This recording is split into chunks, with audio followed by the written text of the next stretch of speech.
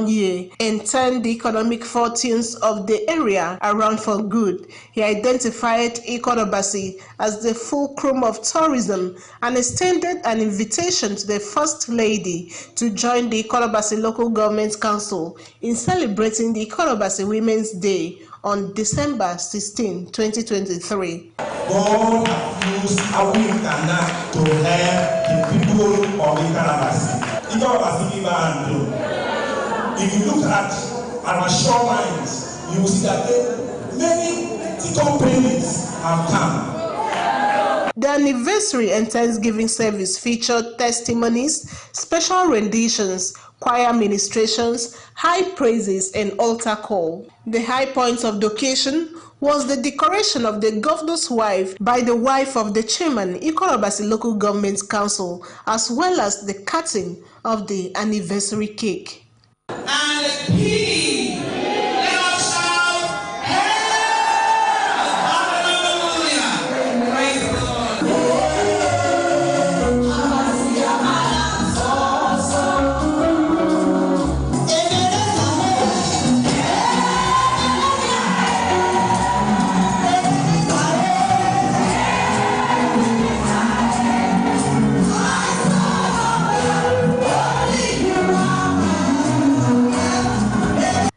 Margaret Bassi, AKBC News. The Deputy Governor of Akwa Ibom State, Senator Akone Yayin, has commended the Ministry of Economic Development for being alive to its responsibilities and ensuring that relevant stakeholders participate in the state's budgetary process. Senator Yayin was speaking in Uyo while declaring open a public consultation on Akwa Ibom State 2024 to 2026 medium-term expenditure framework and fiscal strategy paper. The reports. The Deputy Governor said the Umaino administration is strategic in its approach to development and was working to ensure that the set timelines are met for all its programs, especially those aimed at furthering development in the rural areas. She urged participants of the session to be fully involved. The Deputy Governor was represented by Mr. Samuel Umium. The public presentation or consultation of 2024-2026 medium-term expenditure framework and fiscal strategy is the right thing to do. We are aware that the Arrest Agenda of Excellency the Governor is targeting rural development. And so it is the desire of government that everything must have a timeline. And so this planning, what we are doing today, will help government to achieve its goal, set goal, based on timeline. The Commissioner for Economic Development, who was host of the session, outlined tools and methods considered in preparing the draft of the 2024 to 2026 medium-term expenditure framework and fiscal strategy paper to include percentage actual performance of the previous year's budget, actual and forecasted GDP growth rates for Akwa Ibom State, agricultural revolution, tourism, sports, social development and environment management. The Commissioner, who was represented by the Permanent Secretary in the Ministry, Barrister Christopher Udo, also said the document was prepared amidst global economic uncertainties. The Akwa Ibom State 2024 to 2026 medium-term expenditure framework and fiscal strategy paper is being prepared in the midst of global economic uncertainties. However, the recent development in the global financial architecture, the emergence of the new development bank as protected by the BRICS countries, coupled with the persistence in the Russia-Ukraine war, will escalate global trade, disrupt production process, cause global hunger, human displacement, and death, among others. The Commissioner for Finance, represented by the Permanent Secretary in the Ministry, Mr. Mark Omo, explained the essence of the meeting and the implication of the medium-term expenditure framework to Akwa Ibom State, while the Committee on Economic Development of the Akwa Ibom State House of Assembly said it was impressed with the prompt preparation of the document. Stakeholders, including the NLC, Policy Alert, and civil societies organization, highlighted aspects of the document which to them did not lend to current realities. They, however, unanimously agreed with aspects of the document suggesting the limiting of debt financing and reducing overhead expenditure by government. Family, friends, colleagues, and well-wishers gathered to celebrate the Secretary of the Akwa Ibom State Gender-Based Violence GBV Management Committee, Barrister Ete, on her Golden Jubilee. The colorful event, which took place in Uyo, was graced by the wife of Akwa Ibom State Governor, Pastor Patience Umoino, who was represented by the wife of the Secretary to the state government, Dr. Inemesid Uwa. Margaret Bassi was there and now completes the story. In her remarks, the governor's wife applauded Barrister Ememete for her service to humanity, doggedness and continuous commitment to the fight against gender-based violence in the state, evidence that people from all walks of life can attest to. The governor's wife also praised the celebrator's husband, Justice Gabriel Ete, for being a support system to his wife and for encouraging her to pursue her passion and impact the lives of the vulnerable in the society. For the sacrifices you've done for the states, for the love we have for Akwa Ibom State, and for those children that are not present, they celebrate you too. As the mother of Akwa Ibom State, she stands with those children to celebrate with you. Nigeria will hear you, and the whole world will hear you, because you have invested your time. The celebrator was eulogized by the judge of the High Court, Justice Achibong, the founder of African Women in Leadership Organization, AULO, Dr. Elisha Atai, among others. Your capacity and ability to deliver cannot be overemphasized. She is having her 50th birthday in a golden era. And harvest will continue to meet harvest in your life. We are celebrating a woman of substance. The celebrator's husband, Justice Gabriel Ete, described their marriage as a beautiful adventure while noting that is very accommodating and imbued with values. He added that despite the remarkable strides in her career, she has been intentional in maintaining and building their home. In her thanksgiving, Barrister Ememete acknowledged God as the divine force behind her exploits, noting that God made her discover her purpose in life in her times of trials and subsequently launched her to fulfill that purpose through service to humanity. She appreciated the wife of the governor, Pastor Patience Umoino, for honoring her invitation, and the wife of the immediate past governor of Akwa Ibom State for availing her the platform to lend her voice and showcase her passion to the world, while also applauding everyone whom she described as her wealth for being a part of her journey and the successes she has attained so far. He has brought me this close and has given me this wealth. This is my wealth. My wealth is in people. All of you have been a part of my journey. You've seen how God took me down into the pit so that I can touch Him. And then He brought me all up, filled with His grace and His mercies. It was when He took me into the pit that He showed me purpose. And when He brought me up, He launched me into doing His work. And now I am all of His. It's a beautiful thing getting married to her because there are certain values in life that she has, and that's how it's possible to maintain our home. The event featured hymns and the cutting of the Golden Jubilee celebration cake.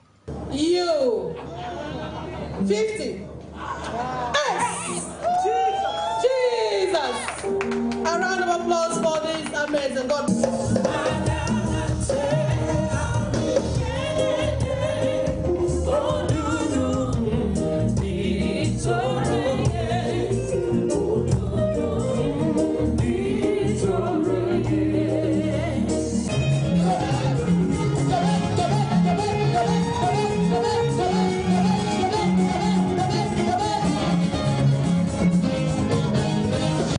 Margaret Bassi, AKBC News. The chairman of AKBC TV Chapel of the NUJ, Comrade Uduak Ekong, has applauded the Chartered Institute of Taxation, CITN for giving women in its establishment opportunity to excel.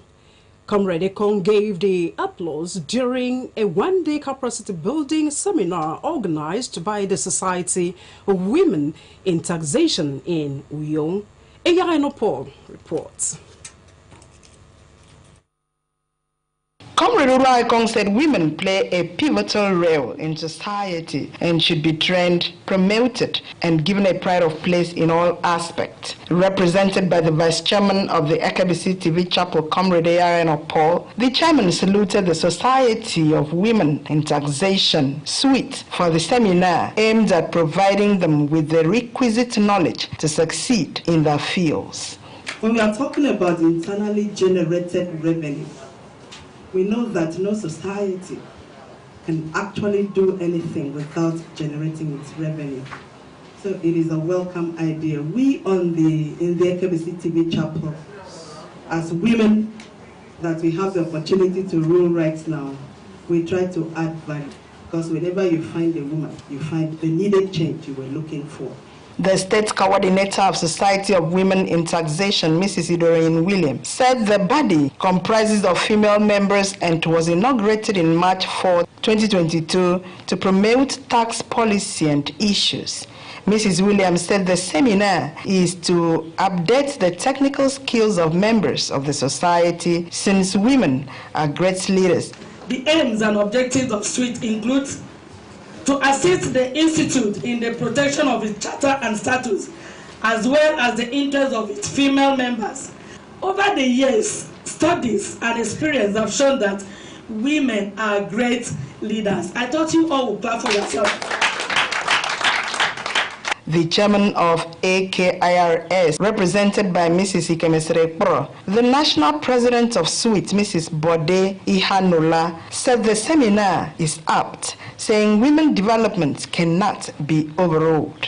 Wherever you have women, we have results. Yes, I think it's very true. You see, a man has his limit of what he can do, but women, if you give a woman 1,000 naira, really, she will shock you. And I think the women have so encouraged our men in taxation to achieve the purpose of taxation. Lectures were delivered on the theme of the seminar, Women Development, Paving a Path to a Successful Tax Administration by Barrister Udeme Victor Bob, Effects of Emotional Intelligence on Leadership by Mrs. Nkoyo Ekbo, and Stress Management Techniques for Women Leaders by Dr. Evelyn Eziagu. Yes, we are very proud. The chairman said to let us know that we are very proud of our women.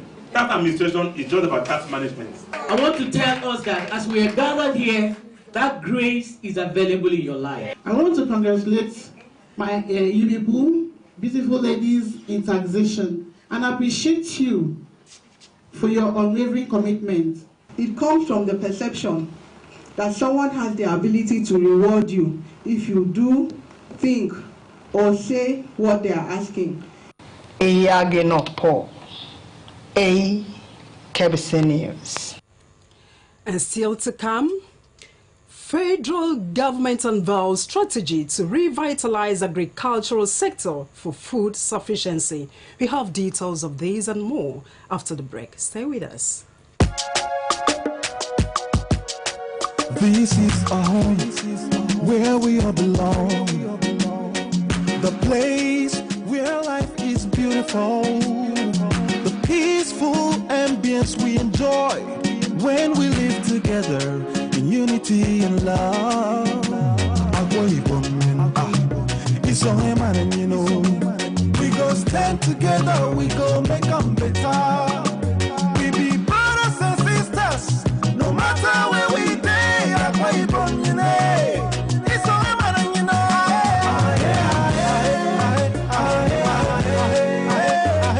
No matter where we day, we are one.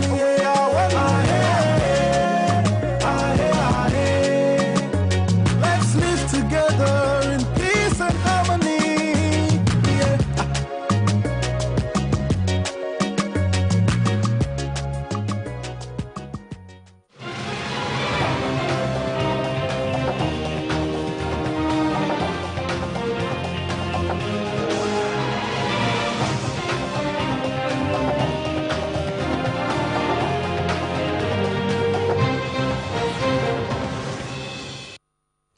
Good to have you back, and we bring you the rest of our stories. The federal government has suspended NPower program indefinitely. Minister of Humanitarian Affairs and Poverty Alleviation, Betta Edu, announced the indefinite suspension today during an interview with newsmen. The decision, she said, was bathed by some irregularities within the scheme. The minister said government has launched investigation into the utilization of funds since the inception of the scheme. She noted that some of the beneficiaries are not found in their place of assignment, yet they expect monthly stipends, adding that other beneficiaries ought to have exited the program since 2022 but are still on the payroll. Dr. Edu hinted that the investigation is to find out the number of persons on the program, the number owed, and how much they are owed. It could be recalled that NPower was launched by the Buhari-led administration to address the issue of youth unemployment and help increase social development.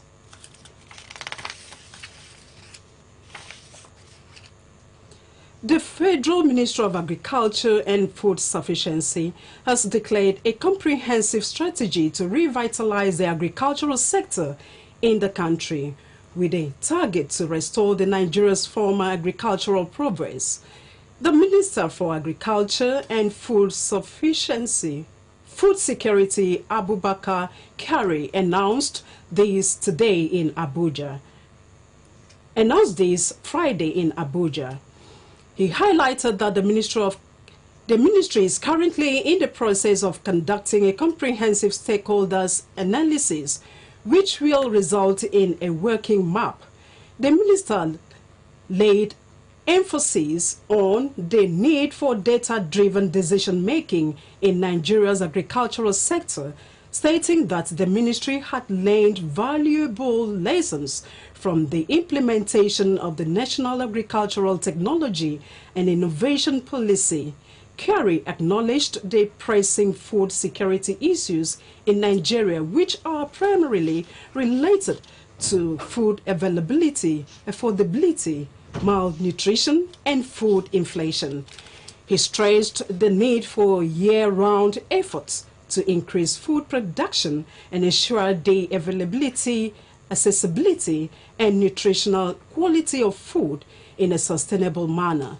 To address these challenges, the ministry has stressed the importance of innovative solutions, new knowledge, technology, and value orientation.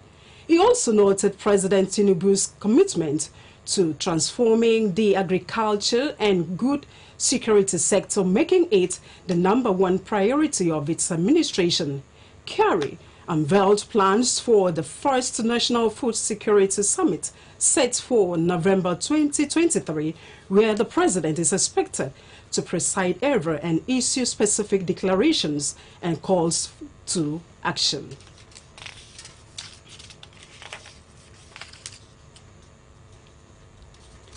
"20 containers loaded with expired tomato concentrates were intercepted at the Tin Can Island port in Lagos State.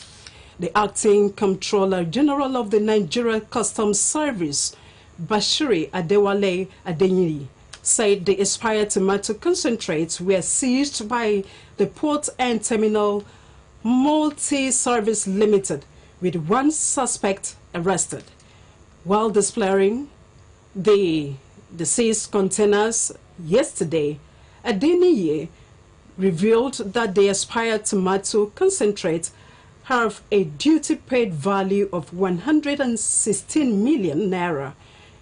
He said the culprit imported the expired products, and it was declared that the content was almond shells. The NCA's buzz further explained that the act by an importer to bring into the country a large quantity of expired food products was heartless and inexcusable.